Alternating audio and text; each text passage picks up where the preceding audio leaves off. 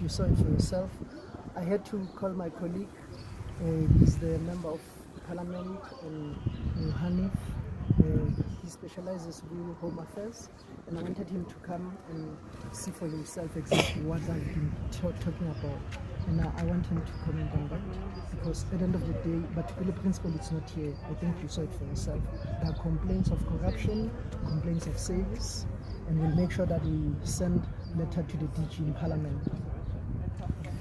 So what do you make of what you saw today? Well, let me tell you, I'm not surprised, because what we found in this Home Affairs office here in Soweto is exactly the same thing we find in many Home Affairs offices across the country. The experience that ordinary South Africans have when they go to a Home Affairs office is horrendous. For that reason, more people refer to Home Affairs Department as a horror affairs department, because that's the experience, right?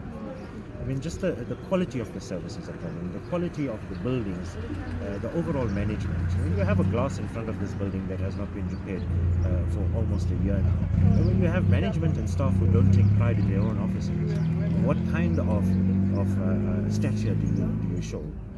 It certainly does not represent professionalism in any way whatsoever. And the interaction that we've had with a number of people in there, that they have been waiting for many years, many weeks, sometimes many months, just to get a decent application in. And this is not how a government department should operate. And we've received over the last few years now thousands and thousands of complaints from people who are just so unhappy with the quality of service that they're receiving from the Home Affairs Department. Our advice to them is that if you want to bring about a change in Home Affairs and the quality of service, you either change Home Affairs or you change the government. Otherwise, this problem is never going to go away, because we've raised this matter in Parliament on a number of occasions. The long queues for people to sit here from 4 o'clock in the morning waiting for an appointment to get an ID document is simply not acceptable. And then they sit until 4:30 in the afternoon, only to be told that they must go home and come back the next day because the staff have to go home.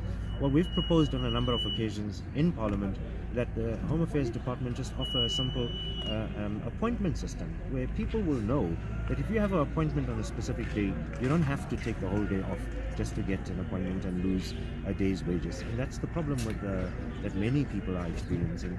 And then, of course, Home Affairs losing documents and all sorts of poor service delivery complaints that we've received.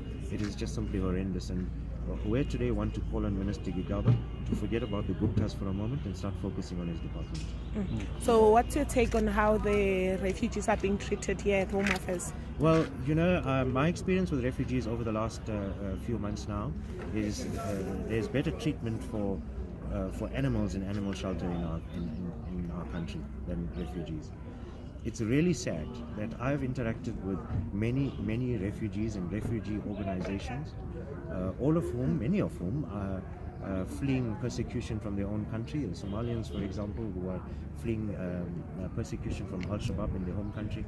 And the law says that when they arrive in South Africa, they must report to a Home Affairs office to try and regularize themselves. Well, I know of thousands of them who turn up to Home Affairs